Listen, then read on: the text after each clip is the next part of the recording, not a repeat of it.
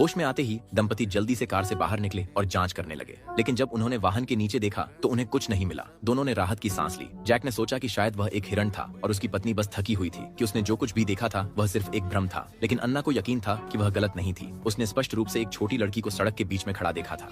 बस देखते रहो। किसके लिए? हम क्या क्या ढूंढ रहे हैं? यहाँ कुछ नहीं है। हेलो।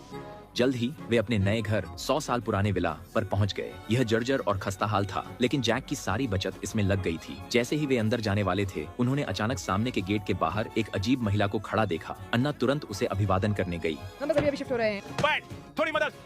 हनी, मैं किसी से बात कर रही हूँ। लेकिन जब उसने पीछे मुड़कर देखा तो वह महिला गायब हो चुकी थी। अन्ना ने इस पर ज्यादा ध्यान नहीं दिया और वे आगे बढ़कर अंदर चले गए। उस शाम जब अन्ना पानी उबाल रही थी, उसने अचानक लिविंग रूम से एक अजीब आवाज सुनी। उसने हिम्मत जुटाई और जांच करने गई, केवल यह देखने के लिए कि एक खिड़की खुली रह गई थी। यह सुनिश्चित करने के बाद कि वहाँ कोई नहीं था, उसने उसे बंद कर दिया। लेकिन अजीब बात यह थी कि कुत्ता खाली हवा में भौंकता रहा। जैसे ही अन्ना उसे भगाने वाली थी, अचानक खिड़की के बाहर से खटखटाने की आवाज आई। एना बहुत डरी हुई थी। वह वापस बेडरूम में भागी और अपने पति को जो कुछ हुआ था बताया। जैक तुरंत खिड़की की जांच करने गए, लेकिन कुछ नहीं मिला। उन्हें शक था कि उनकी पत्नी को फिर से कोई भ्रम हो रहा है, क्योंकि वे दूसरी मंजिल पर थे।